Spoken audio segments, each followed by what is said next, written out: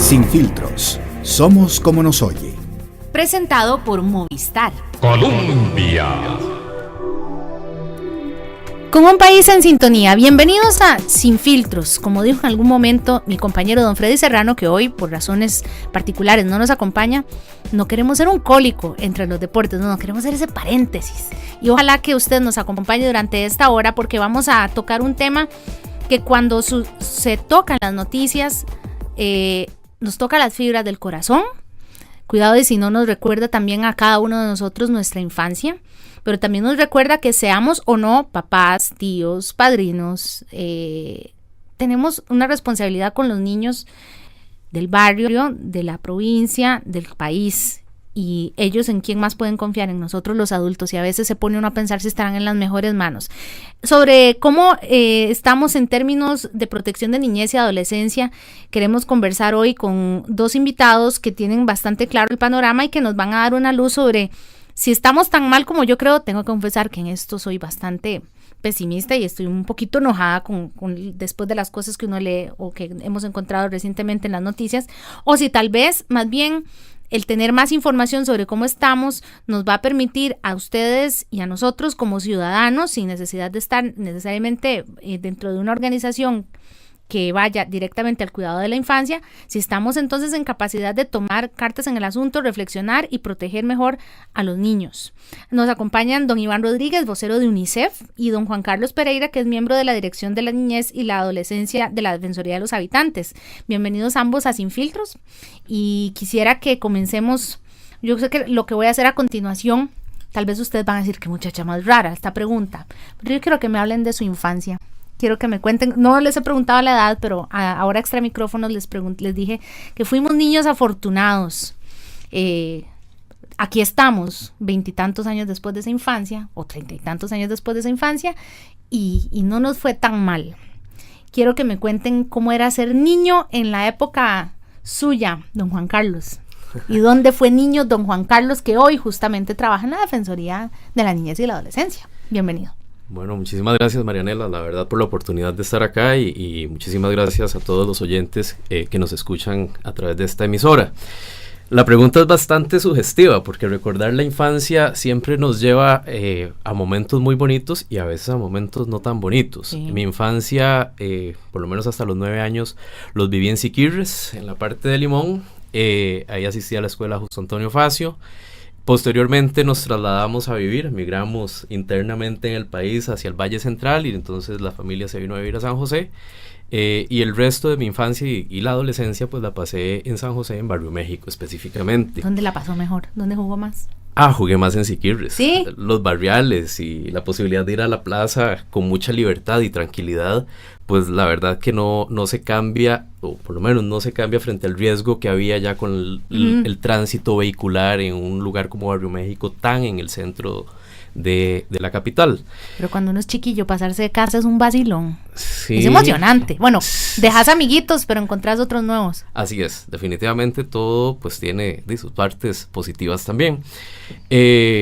Decir también que la convención se firma en 1989, entonces yo nazco en 1970, en 1989 tengo 19 años, o sea, fui un niño y un adolescente que vivió sin el reconocimiento, digamos, normativo. Ese marco legal que les reconoce los derechos, sí. Es correcto.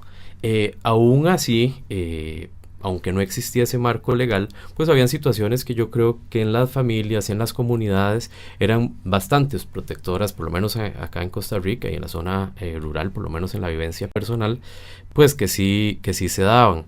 Definitivamente, los cambios sociales pues van provocando que existan normas de convivencia que se tienen que ir dando, y la Convención sobre los Derechos del Niño en eso me parece que viene a aportar un gran elemento a la sociedad en general. Y comienzo con esa pregunta porque uno no puede desligarse de que ellos van para grandes, y a veces me llama la atención, usted ha visto que el Día del Niño todo el mundo sube fotos de uno cuando uno era chiquitillo, y yo soy en Facebook siempre trato de decirle a los amigos, dejemos de pensar en nosotros, ya nosotros no somos niños, es el día de ellos, chiquillos, dejemos la nostalgia. Don Iván, ¿cómo fue su infancia? Usted que trabaja en UNICEF.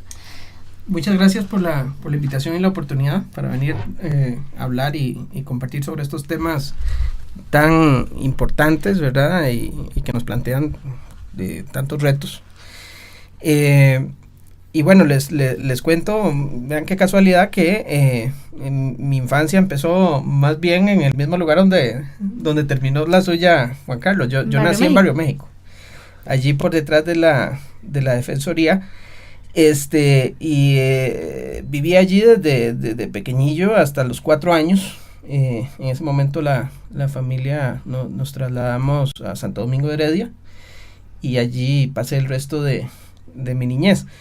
Y bueno, sí, claro, me imagino que en estas remembranzas debe haber una buena cuota de subjetividad, ¿verdad? Que uno ya no puede realmente como controlar. Pero me acuerdo y me llama mucho la atención, por ejemplo, que teniendo yo menos de 4 años, me desplazaba solo hasta la casa de mi abuela, 300 metros, que vivía ahí por el Liceo de San José, cruzando calles y todo lo demás, un niño de 3 años. Cuidado si no le daban hasta las llaves de la casa, y uno se sentía grandísimo cuando le decían, toma las llaves de la casa, y va y viene con las llaves de la casa. Eran tiempos además en donde se vivía con la puerta abierta, claro. También, y los vecinos, me imagino, estaban también más pendientes de los niños de la vecindad. Realmente tengo recuerdos muy bonitos de esa época. Y sí, ciertamente yo creo que todos los seres humanos tal vez tendemos a idealizar el pasado, y por eso muchas veces pensamos en el ayer tan lindo y que no volverá a ser, ¿verdad? No volverá. Aquí. Lo cierto es que para nuestros hijos, para las generaciones que vienen, tenemos como reto reconstruir, reconstituir, mejorar, ¿verdad? Esos ambientes en los cuales ellos puedan desenvolverse. Así que yo diría que tratemos de controlar la nostalgia y más bien claro, la proyectemos en esperanza, ¿verdad? Claro, pero nosotros entonces, habla una que fue niña en Heredia, y igual y iba a patinar a donde las primas en Belén y jugaba hasta tarde, y los recuerdos de infancia que tengo son los grandes y mentiolate que me tenían que poner en las rodillas después de esas jugadas y esas patinadas. Lamentablemente, bueno, no lamentablemente, los tiempos cambian, las circunstancias cambian, y tal vez tuvimos papás y mamás que nos dijeron estrictamente, después de las 7 en esta casa no llaman, después de las 6 en esta casa se come y ya no viene nadie más a jugar. Papás o mamás o tíos, maestros que fueron bien estrictos en ver con quién te vas a ir a tu casa, quién es ese que vino por vos, o llamaban a su papá y a su mamá y le decían, aquí está pasando algo raro, este niño le está pasando algo en la casa, lo veo cambiado, lo veo distinto. Lo digo porque los niños ahora, cuando estamos en 2014 y leemos noticias de lo que, leemos la noticia ya cuando no se puede hacer nada, y llega un niño en lamentables condiciones al hospital de niños y uno dice, nadie sabía de esto, ¿cómo no hicimos nada? Y no puedo nada más dispararle la responsabilidad a los papás, ni a los vecinos, ni al patronato. Es una cuestión que uno dice, no puede ser que estemos tan desentendidos. Iván, quisiera que comencemos, me hagas un panorama. Tengo algunos datos demográficos de las encuestas y los datos que ustedes manejan en UNICEF. ¿Qué tan complicado es el panorama para los niños, niñas y adolescentes en Costa Rica? Que a ver, para el 2011 ustedes contabilizan 1.310.000 niños, niñas y adolescentes menores de 18 años. En este país, ¿a qué peligros, a qué cosas se enfrenta esta población que, aunque a los 17 uno se siente muy grande, todavía está indefenso? Bueno, los desafíos, digamos. Sí, hay un montón de datos que me parece que es importante que... ¿Cuáles le preocupan a UNICEF? Que todos manejemos. Muchos de esos datos no los tenemos todas las personas de manera consciente, digamos, a la mano y generándonos preocupación. Entonces yo creo que es una oportunidad muy importante el poder hacer esta reflexión. Una de las cosas por las que iniciaría este panorama es con el tema de las necesidades básicas insatisfechas, y también muy vinculado y en situación muy análoga con la incidencia de pobreza en nuestro país. Al 2011, el 35.8%, casi el 40%, ¿verdad? De niños, niñas y adolescentes del país muestran necesidades básicas insatisfechas. Esto es, que están en una situación en la cual alguno de sus derechos fundamentales no está siendo satisfecho, ¿verdad? O no hacen las 3 comidas, o no van a la escuela, o no tienen una casa. No tienen una casa. Alguno de sus derechos básicos, digamos, está siendo violentado. Y esto es realmente muy grave, porque estos derechos no solo son derechos fundamentales y derechos humanos de esta población, sino que constituyen el contexto en el cual ellos están tratando de desarrollar todas las potencialidades que tienen como seres humanos. Cualquier violación de estos derechos les limita, a su vez, la posibilidad de aprovechar oportunidades que se le presentan en la vida, y les limita la posibilidad de alcanzar su máximo desarrollo, ¿verdad? Estamos comenzando mal, digamos, es como sembrar una semillita en una tierra donde no va a haber mucho insumo y no va a crecer muy bien. Donde una de cada 3 semillas nos caen en una tierra donde no hay fertilizante, donde no le llega el agua. Es realmente muy preocupante.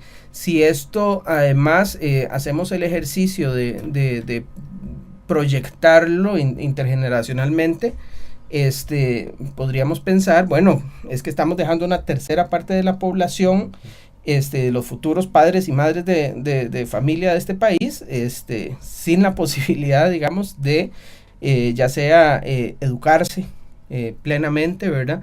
Sin la posibilidad de tener acceso pleno también a la salud, o sin tener la posibilidad de vivir en una casa decente, que le abrigue, que lo proteja, ¿verdad? Y le procure descanso. Este tema para mí es uno de los principales.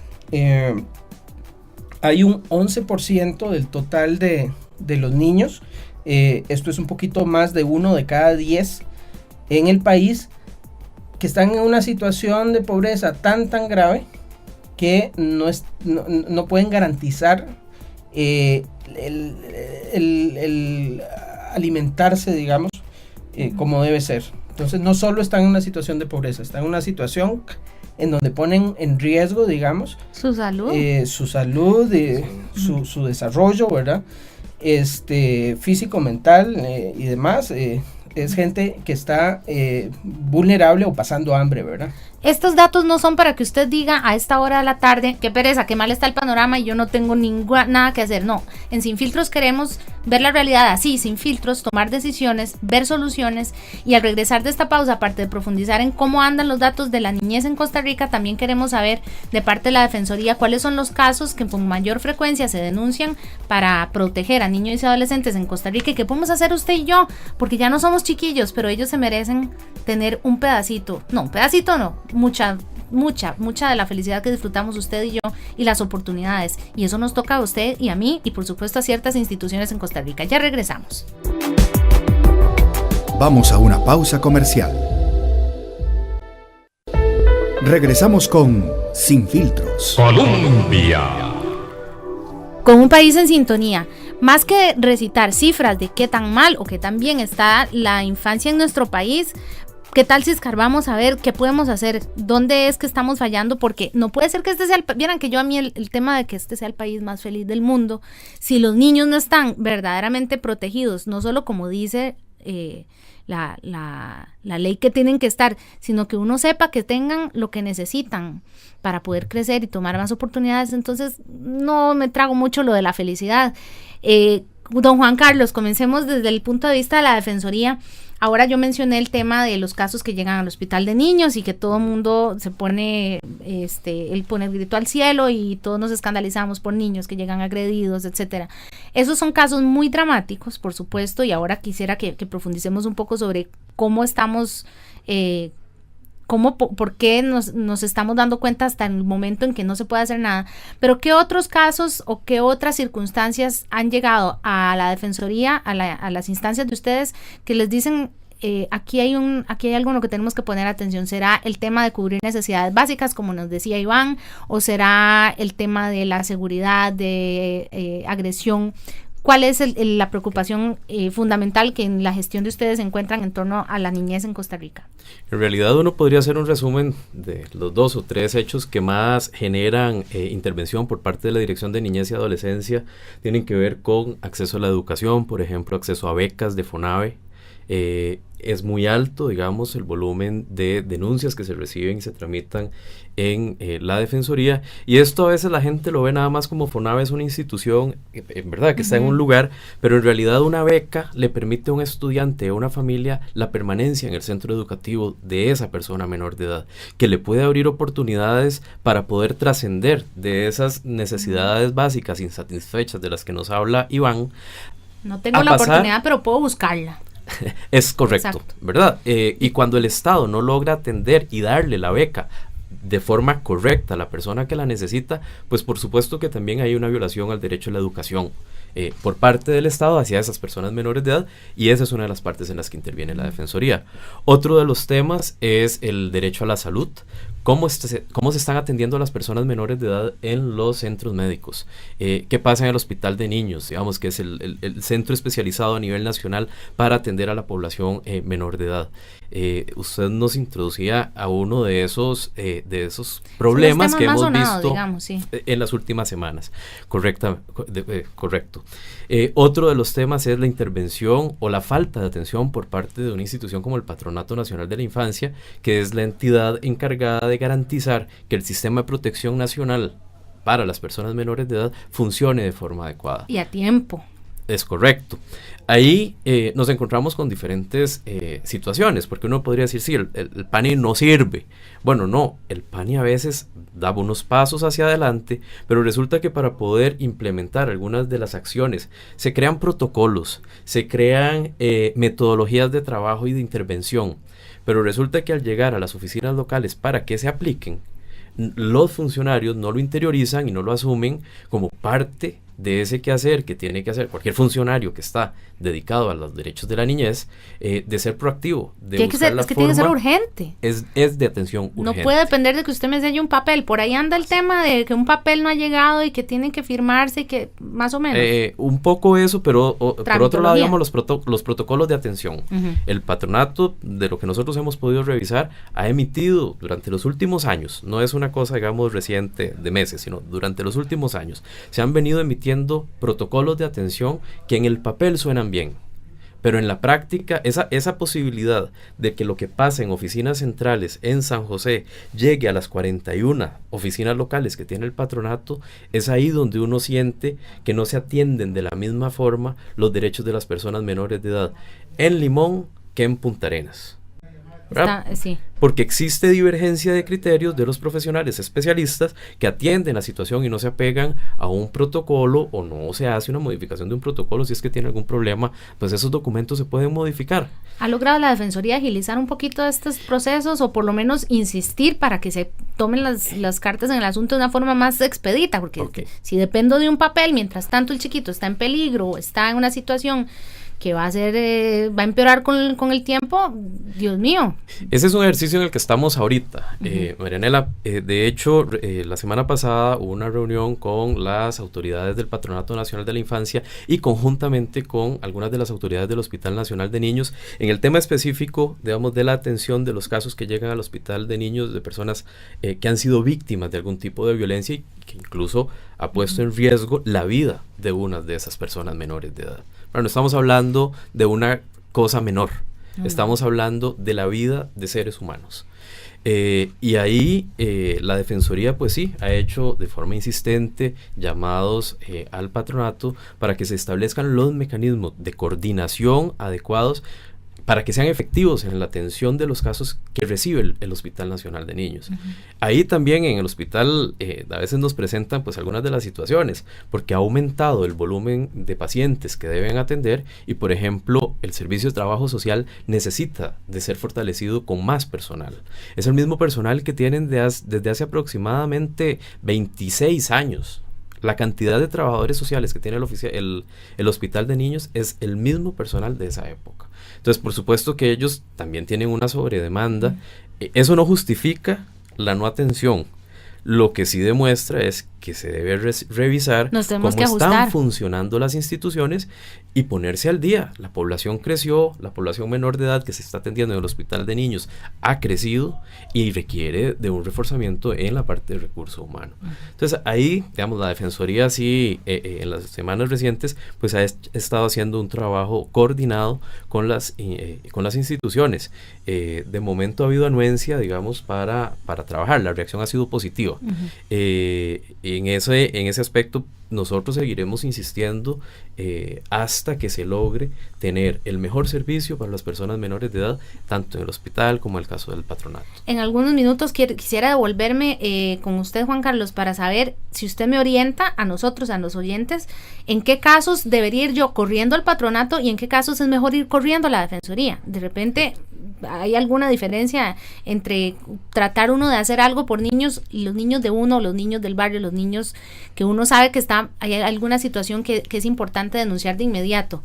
Iván, hay un simposio esta semana y me gustaría que nos ubiques en términos de UNICEF, en qué es lo que la UNICEF quiere enfocar específicamente en este simposio que se realiza esta semana sobre niñez.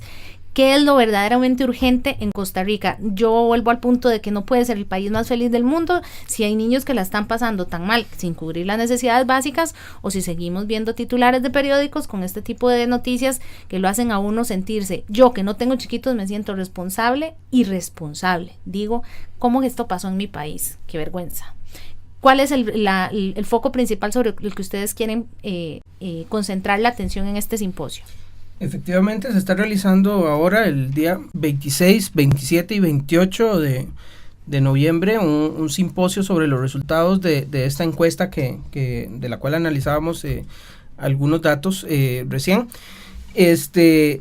Ello forma parte de un esfuerzo que está relacionado con los problemas, digamos, que toca y plantea Juan Carlos, ¿verdad? Y que tienen que ver con no solo la acción, la reacción institucional frente a estos problemas, sino también la coordinación interinstitucional. Uno de los temas más complicados de niñez y adolescencia es que realmente todas las áreas son interdependientes.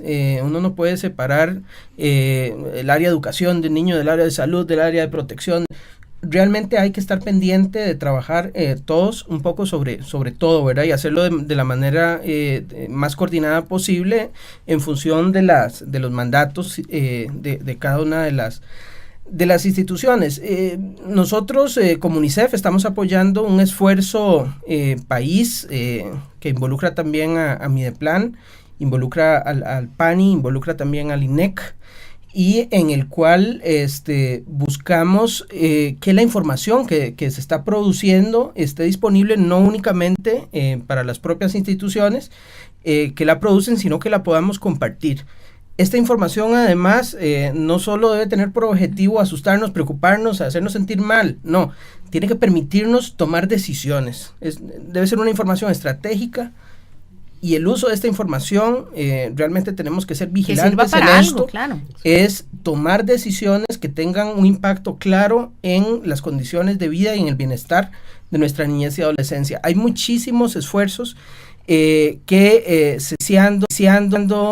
muchísima duplicidad en estos temas de gestión de información. Se habla mucho de la cantidad de diagnósticos que producimos.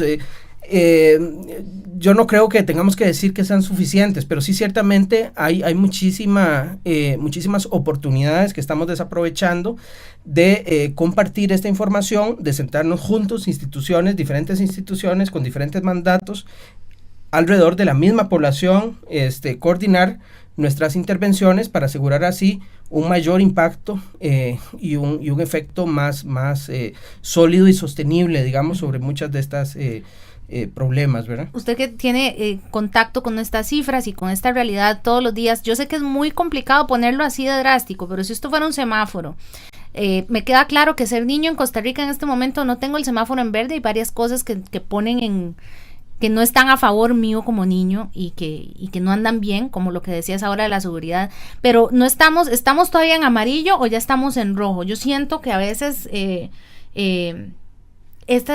la duplicidad de funciones, lo complicado que es llevar un caso, me hace pensar que estamos en rojo y que más bien hay tantas instituciones y tanto trámite que no haya uno por donde reaccionar de una forma más inmediata. Al regresar, quisiera que nos aclare Juan Carlos, cuando tenemos datos acerca de niños, la cantidad de niños que los dejan solos o al cuidado de otro menor, castigo psicológico, físico, el famoso bullying, ¿a dónde acudo, en qué casos? Porque no todos no sabemos la ley y no todos en ese momento podemos llamarlos a ustedes dos para saber por dónde entrar a un caso verdaderamente urgente. Esto es Sin Filtros por Radio Colombia, ya regresamos. Vamos a una pausa comercial. Regresamos con Sin Filtros. Colombia. Con un país en sintonía, qué rápido se nos está yendo esta hora. Yo creo que ustedes, al igual que yo, pueden decir, bueno, pero Defensoría, Patronato, Ministerio de Educación, Ministerio de Salud, ¿a dónde hablo? ¿A quién le pregunto? Sé que hay un problema, sé que hay niños que están en una situación de riesgo. Hay otros temas como bullying y todo esto que se ha hablado, yo creo que son, los podemos tocar en otro momento y que son propios del momento que se vive. Ser niño ahora es muy difícil. Yo siento que la niñez o la infancia, yo no sé a ustedes, a mí me duró casi que hasta los 13, 14 años y me resistía.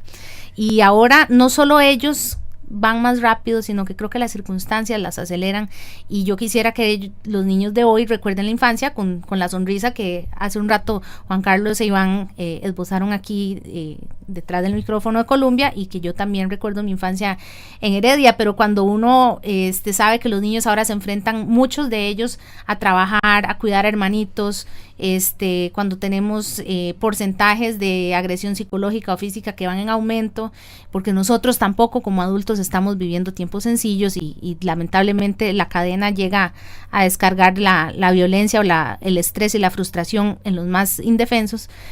Volvemos al punto que yo decía antes de la pausa. ¿A quién acudo? Llamo al PANI, llamo a la Defensoría, llamo a la UNICEF. ¿A quién? ¿Cómo puede a nivel de escuela, padres de familia, vecinos, cuando uno sabe que hay una situación, hay una comunidad, hay niños que están en zonas de peligro, donde usted dice, estos chiquitos, si vengo aquí dentro de 6 meses, ya esto se perdió? ¿Cómo debería ser? ¿Cómo escojo a quién acudo? Sabiendo, Juan Carlos, eso que decía Iván, que hay tantas instituciones y que al final uno dice, ya no hay a cuál llamar, porque sé que a todas les incumbe, pero no sé a cuál puede reaccionar más rápido, y queremos reacción rápida. Ok. Aquí tal vez hay que separar un poco el tipo de denuncias. Okay. Marianela, tal vez lo primero, si es una emergencia, sin duda el 911. El 911 se conecta con el Patronato Nacional de la Infancia, con la policía, con Cruz Roja, y en caso depende del tipo, con bomberos, depende del tipo de situación, si es de emergencia, ¿verdad? Unos chiquitos solos en una casa, ahí es una situación de emergencia. Si es otro tipo de consulta, pues por supuesto que la Dirección de Niñez y Adolescencia de la Defensoría tiene las puertas abiertas. El número de nosotros, si lo puedo decir, claro, es el 4000, 8500, es la central de la Defensoría, y con solo pedir que le trasladen la llamada a la Dirección de Niñez, pues hay alguno de los compañeros que estamos, podríamos orientar dependiendo del caso. Denme un ejemplo más o menos. De algún caso. Sí. Alguien que acudió al Patronato Nacional de la Infancia y no lo atendieron. Nosotros podemos recibir esa denuncia y gestionarla ante el patronato. Se puede hacer una gestión sumaria, que es una gestión muy rápida, puede ser una llamada de teléfono y coordinar con la oficina local la posibilidad de que la atención se dé pronto porque existe alguna situación de urgencia. Atención en un hospital, igual, no se le asignó una beca. Igual hay una compañera dos compañeras que están a cargo completamente del tema, digamos, de seguimiento a FONAVE. Entonces, nosotros en la Defensoría no es que resolvemos y podemos decirle, sí, ya tiene la beca asignada, pero podemos, y es parte de nuestras funciones y nuestras obligaciones, canalizar el tema para que lo atienda la institución que corresponde. Eso, vamos, para hacer una intervención desde la Defensoría.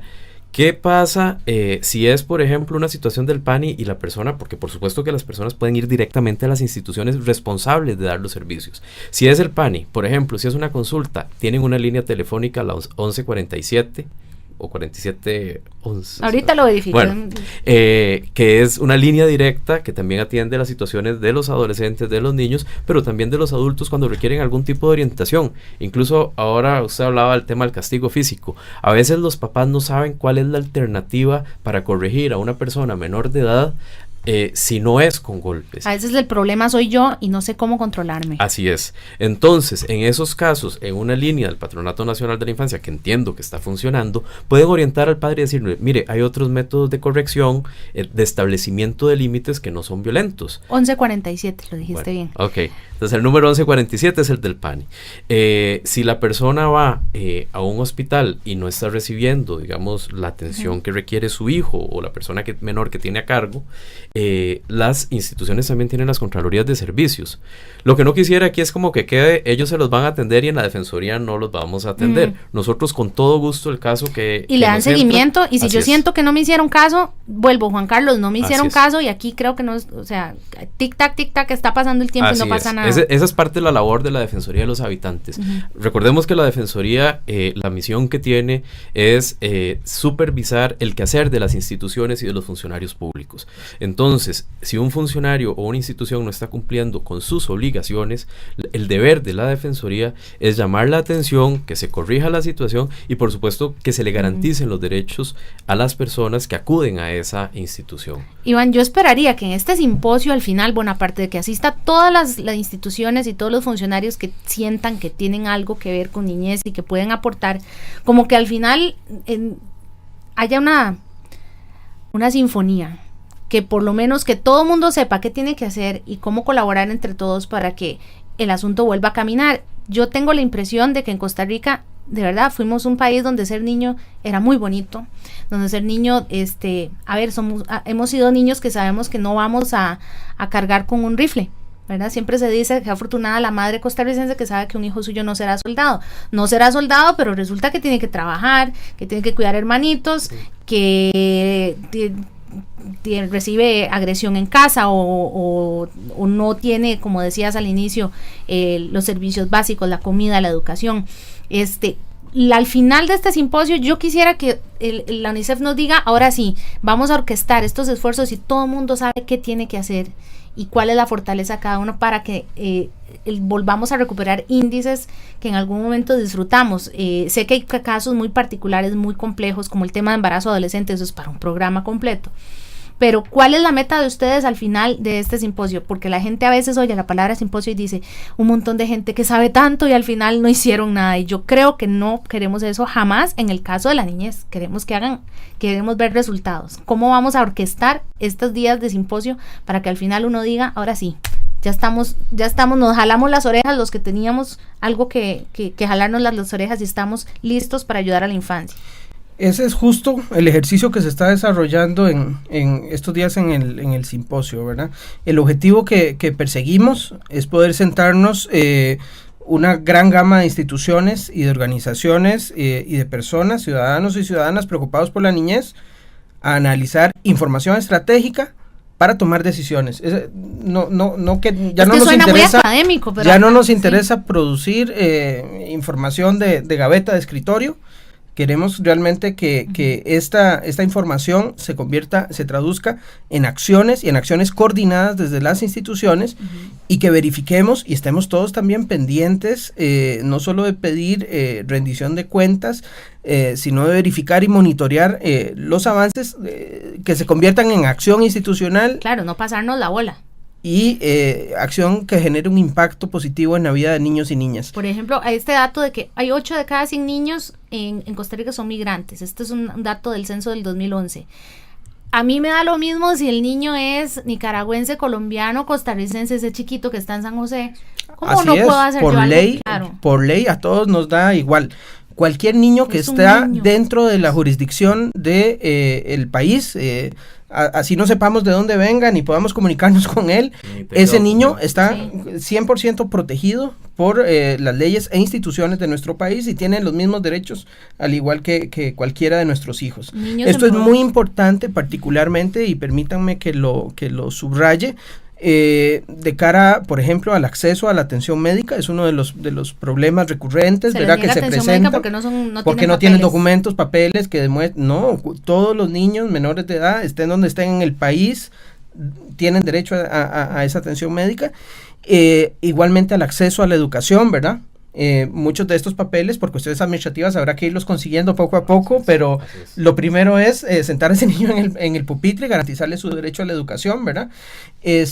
Así que es completamente cierto. Costa Rica es un país particularmente expuesto al fenómeno migratorio, ¿verdad? Es uno de los países que tienen y viven realmente con intensidad el fenómeno migratorio, y todos tenemos que hacer conciencia de que esos niños vengan de donde vengan, tenemos la misma responsabilidad para con ellos que para con cualquiera de los otros niños en el país. En este dato de los niños que trabajan en Costa Rica, ¿en qué trabajan?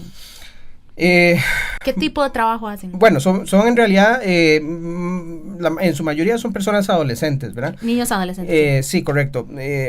Se habla de alrededor de 14% de niños entre 15 y 18, ¿verdad? Que no estudian ni trabajan, por una parte. Y por otro lado, 4 de cada 10 niños, un 40%, bueno, 4 de cada 10 adolescentes más bien, o un 40% que están desarrollando algún tipo de actividad laboral.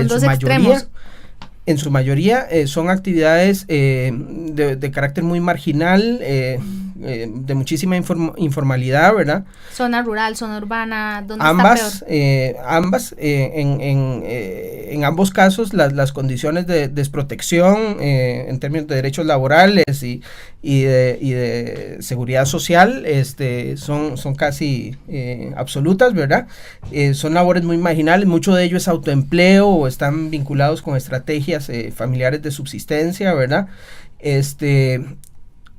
Estos son los niños que trabajan en el país, son niños que han sido expulsados o no hemos podido garantizarles el acceso y permanencia a oportunidades de desarrollo como lo son la escuela. Y es súper difícil devolverlos a la escuela. Muy difícil y muy caro. Lo mejor es que una caro? Vez que lo tengamos adentro, lo mantengamos. Que sea, pero que no se vaya. ¿Por qué caro? Así es, las intervenciones, entre más tarde en la vida de un niño se intervenga para resolver algún problema de acceso, violación de derechos, más complicado se vuelve y menos efectividad tenemos a partir de esa intervención. La mejor política es la prevención, la mejor política es realmente garantizar desde el año cero de la totalidad de sus derechos. Veamos como un país como Costa Rica tiene, por ejemplo, prácticamente un 100% de acceso al primer grado de primaria, ¿verdad? Pero necesitamos que lleguen a quinto año. Ese es el problema.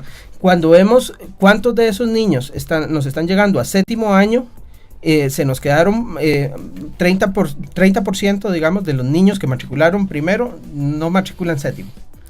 Es complicado y en en este momento, en un país como el nuestro, no tener el bachillerato es prácticamente estar expuesto, digamos, a padecer pobreza nosotros y nuestras familias, ¿verdad? Continuar el círculo de la pobreza. Así es, pero si 30% ni siquiera están llegando a séptimo, ahora imagínense cuántos logran terminar quinto año, ¿verdad? Esos son temas que hay que resolver y en los cuales, tengo que decirlo y reconocerlo, el país está haciendo esfuerzos importantes, programa Avancemos, los programas del Fondo Nacional de Becas, están realmente logrando acompañar y proteger los derechos de estos niños, y las instituciones que estamos detrás de eso, estamos justamente tratando de mejorar esos programas para hacerlos cada vez más efectivos y más amplios, ¿verdad? Y detrás de ustedes van a tener prensa y población bien necios para que esto se funcione. Viene diciembre, no mida la felicidad de los niños nada más por los juguetes que tengan en diciembre. ¿Cómo pinta el futuro de los niños en su barrio? Estoy pensando en los niños de mi barrio. Sin filtros por Colombia, venimos al cierre de este programa después de esta pausa. Vamos a una pausa comercial. Regresamos con Sin Filtros. Colombia. Con un país en sintonía, queremos que Costa Rica esté mejor dentro de 5, 10, 15 años. volvamos a ver cómo están los niños en este país. No crea, les estamos quedando debiendo, yo siento que les quedamos debiendo y los números nos dicen que tenemos que ponernos las pilas.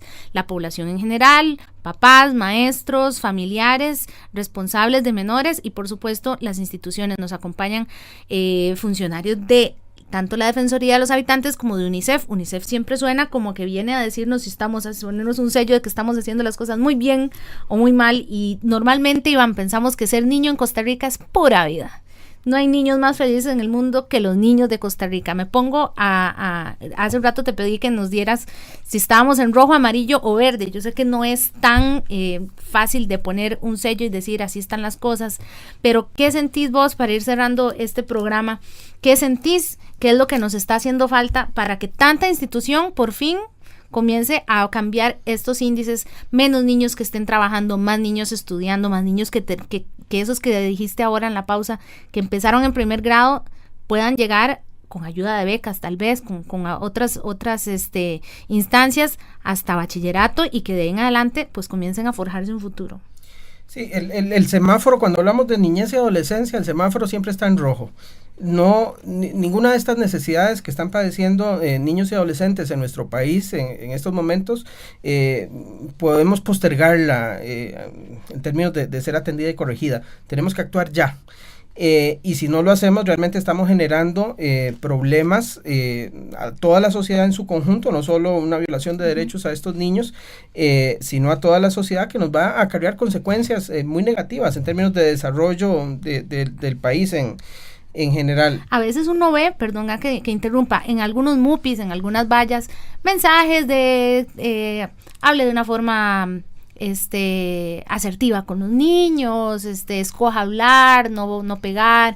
A veces me pongo a pensar cuánto podríamos hacer los ciudadanos de a pie si no pensáramos que solo le toca al PANI, o que solo le toca a la Defensoría, que solo le toca a la UNICEF, o X institución. Por ejemplo, se pierde un chiquito, que aquí últimamente, cuando ya uno oye en las noticias que hay un chiquito, una niña perdida, y uno nada más pone una velita y uno, Dios mío, se pone a vivir el drama de esa familia, no aparece, ¿dónde está? Hay niños que nunca aparecen, y eso me parece gravísimo. Y sí, hay preguntas que hacerle al Ministerio de Seguridad, hay preguntas que hacerle al Ministerio de Educación o al Patronato Nacional de la Infancia, pero uno dice, ¿y dónde están los vecinos? La gente, ¿por qué estamos tan indiferentes, Iván? O sea, los chiquitos no es como que solo son de la mamá. O sea, ¿qué es esto? Así no éramos aquí. Sí, la sociedad está cambiando y está cambiando rápidamente. Y cuando nosotros éramos niños, había un número mayor de madres que podían acompañar nuestra niñez. Pero ¿sabían en qué casa vivía usted? Así es, la gente mantenía relaciones más estables y más de comunidad, ¿verdad? Sí. Con sus vecinos, que las que logramos mantener ahora. Muchos de nosotros usamos nuestras casas básicamente para ir a dormir, no sabemos ni quién vive en la casa de la par, ¿verdad? Porque no tenemos tiempo, solo estamos trabajando. Y también hay que reconocer, hay muchísimas mujeres que en el transcurso de estos años han tenido acceso a posibilidades de desarrollo personal y profesional, ¿verdad? Trabajando, incorporándose, digamos, al mercado laboral, y sin embargo no hemos sido capaces de establecer los mecanismos institucionales para garantizar que sus hijos e hijas queden a un buen cuidado, ¿verdad? Por ejemplo, la red de cuido, en este momento, únicamente un 17.5 de los niños entre 3 y 5 años tienen acceso a centros de educación preescolar, ¿verdad? O sea, no es tan red, en realidad red suena a un montón y a una cobertura y amplia. El déficit que tenemos en este tipo de servicios es abismal. Vea el tema, aquí es donde entran, y los que nos estén escuchando hasta ahora, que son abuelitos y abuelitas, que tras de que ya lo educaron a uno y ya están pensionados y ya merecen tener su tiempo, y bueno, con gran voluntad asumen el cuidado de nietos, y el tema, incendio en el que murieron estos niños. Terrible. De repente es una cadena de cosas que no es solo cuestión del patronato, y me interesa mucho, lo digo así, porque uno no puede nada más volver y pues sí, vamos a pedirle cuentas siempre al patronato, y vamos a pedirle siempre cuentas, y ojalá haya más trabajadores sociales, como decía Juan Carlos en el hospital de niños, pero hay algo en lo que estamos fallando todos nosotros, y nos está o sea, esto nos va a explotar en la cara y no solo son niños que no están siendo felices, no se están formando bien, sino que esto como país también nos va a pasar una factura. ¿Cómo ven ustedes cómo trabaja la Defensoría con la gente? Okay. Porque de repente tal vez cuando esa gente llega a hacer la denuncia, te das cuenta de que no tienen suficiente información de, eso le tocaba a ellos, esto me tocaba a mí. Marianela, yo creo que la introducción que acabas de hacer es ideal para hablar de un par de temas que voy a poner ejemplos. A ver. El tema del castigo físico y el tema del embarazo adolescente, que lo hablaste hace un momento. El tema del castigo físico. Hace 6 años este país aprobó por primera vez la prohibición de usar el castigo físico como un método de corrección hacia las personas menores de edad. O sea, es una modificación que tiene 6 años en la ley, pero es una modificación en la sociedad que tiene que ir permeando a todos los adultos para entender que como yo tengo que respetar a Iván, como tengo que respetar a Marianela, aunque pensemos diferente, la diferencia no la resolvemos con golpes. Bueno, la relación del mundo adulto con el mundo de la niñez tiene que ser de la misma manera. La gente ahora se queja porque dicen, no, ahora a un chiquito no se le puede decir nada porque ya te llevan a... ¿verdad? Nos fuimos un poquito al extremo, sí, ¿no? pero vamos a ver, es que es distinto decir prohibir el castigo físico que no existan métodos de corrección no violentos. Claro. La prohibición del castigo físico lo que hace en el ámbito de la relación parental es que no se legitima, porque eso estaba legitimado. A veces, digamos, hay una amnesia infantil, dicen los psicólogos, que tenemos los adultos, que nosotros normalmente, y lo empezamos a hacer en este programa al inicio, nos recordamos de la cosa bonita, claro. Pero la cosa un poquito más complicada no. Digamos, yo puedo decir, yo fui un niño criado y corregido con castigo físico, y así miles. Y hoy por hoy, el 60% de las personas adultas considera correcto aplicar el castigo físico para corregir a una persona menor de edad, a pesar de que hay una ley que lo prohíbe. Entonces, ¿qué es lo que puedo hacer? Es un delito. No es delito porque no tiene una sanción. Okay. Lo que se trató de hacer con la modificación de la ley era que fuera algo muchísimo más educativo, muchísimo más preventivo, porque tampoco vamos a mandar a todos los papás que pellizcan o que hacen algún tipo de castigo físico a la cárcel, porque ese daño va a ser peor para el niño. Pero ve los casos que cuando llegan al hospital de niños, resulta que el tipo ya tenía antecedentes, ya este niño se sabía que le pasaba esto, el hermanito le hacían lo mismo. Ya eso pasa de ser castigo físico a ser agresión. Pero, o sea, ya ahí, digamos, hay una connotación distinta. Tenemos que hablar mucho más de este tema para que uno entienda la diferencia. Así es, tenemos que hablar mucho más, tenemos que aprender a resolver las diferencias. No es posible, y las diferencias son en lo inmediato de cada uno, en la cotidianidad. ¿Qué pasa cuando yo me monto a un carro y un carro se me atraviesa en un semáforo? Pasa todo. Probablemente pienso un montón de cosas, puedo gritar un montón de cosas, y ya en este país han muerto personas por diferencias en la vía pública de 2 conductores, y uno de esos termina muerto y el otro termina en la cárcel. Bueno, esas son las formas de convivencia en las que lastimosamente la sociedad se ha venido, digamos, desarrollando. Ese es un tema, el tema, digamos, de cómo vivimos el día a día en la relación con el otro, ¿verdad? Con la esposa, con el esposo, con los hijos, con la maestra de los chiquitos, con el chofer del bus, con las diferentes personas. Tuvimos un caso triste este año y todos se causó una polarización tremenda de opiniones. Algunos lo condenaron tremendamente, otros se solidarizaron cuando un padre de familia olvidó a su bebé en el carro.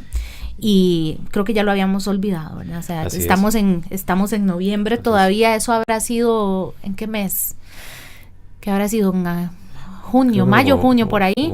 Sí, marzo, abril. Creo que ese tipo de cosas que están pasando ahora, que después dijeron, no, pero si en Estados Unidos pasa cada rato. Sí. Ojo, ¿verdad? O sea, que pase en todos lados no quiere decir que nos acostumbremos y que podamos tocar ese tema y abordarlo desde muchas aristas y entender y que todos aprendamos que ese niño pues por supuesto estuvo al cuidado de su papá y sucedió lo que sucedió, pero que a mí no me pase en la casa no quiere decir que yo sea mejor papá o mejor No, y ahí es importante que revisemos cómo nos comportamos cada uno en el día a día, en lo inmediato. Tal vez a veces, a mí sí a veces me preocupa dejar una idea, digamos, generalizada de que todo está terrible, y no, porque digamos sí hay instituciones que están funcionando bien, hay funcionarios públicos que están haciendo las cosas bien. Y se puede llegar a tiempo. Que se puede llegar a tiempo, que se se salvan muchas vidas todos los días en este país. Y entonces hay gente que está haciendo su trabajo como corresponde. El otro tema que quería tocar era el del embarazo adolescente. Tenemos más de 5 años de tener un número que de verdad a uno le llama poderosamente la atención de forma negativa, que es aproximadamente 14,000 adolescentes o niñas quedan embarazadas al año en Costa Rica. Y no hemos logrado bajar ese número. Bueno, ¿qué es lo importante de un simposio como el que está organizando UNICEF? Revisar las estrategias que hemos aplicado, porque en este país hace aproximadamente 15 años existe una ley para atender a la madre adolescente. Bueno, pero no está siendo efectivo. A la adolescente madre, ahora se le dice al revés. Adolescente madre. En realidad la ley tiene el nombre de madre adolescente, sí, porque es de aquel momento. Aquel entonces, sí. Sí, pero en realidad sí, adolescente madre. Bueno, estos datos que está presentando UNICEF va a permitir revisar las estrategias y decir, bueno, esto tal vez está funcionando en términos de la atención que se ha dado para prevenir el segundo embarazo.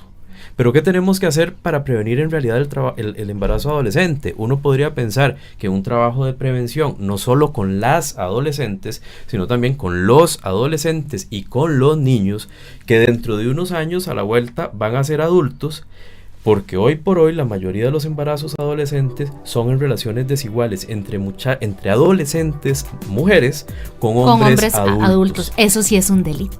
Ese sí es un delito, ¿verdad? Depende de la distancia que haya en la edad. Pero además, yo creo que ahí hay un trabajo más que de represión, de prevención. Si los programas de educación para la sexualidad, que hace 2 años por dicha ya en este país existen, y se amplían a otros grupos, porque ahorita se está dando en primero, segundo y tercer año de colegio, si se llega hasta quinto año de colegio y además se logra bajar a primaria, con toda seguridad la prevención va a funcionar de una mejor manera. Nos toca a todos y les toca también a ustedes. Espero que en este simposio tengamos muy buenos resultados, que se establezcan lazos. Ya vi que ustedes se conocían, se hablaron desde antes, así que no basta solo conocerse entre instituciones. Ojalá podamos hacer algo concreto para que ellos recuerden la infancia, pues con la sonrisa que la recordamos nosotros, que tampoco es que tal vez las tuvimos todas maduras, cada quien, como recordabas ahora, Juan Carlos, cada quien tuvo lo suyo, pero aquí estamos y creo que poder ser hombres de bien y tener una Costa Rica mejor, tenemos que colaborar con ellos. Los chiquitos son ellos, no somos nosotros los del Día del Niño viendo con nostalgia las fotos de chiquillos. Muchas gracias a Iván, muchas gracias a Juan Carlos, a la Defensoría y a UNICEF por acompañarnos hoy Sin Filtros, y dentro de algunas semanas podemos revisar los resultados a ver qué tal. Muchas gracias por acompañarnos. Muchas gracias. Sin Filtros, somos como nos oye. Fue presentado por Movistar.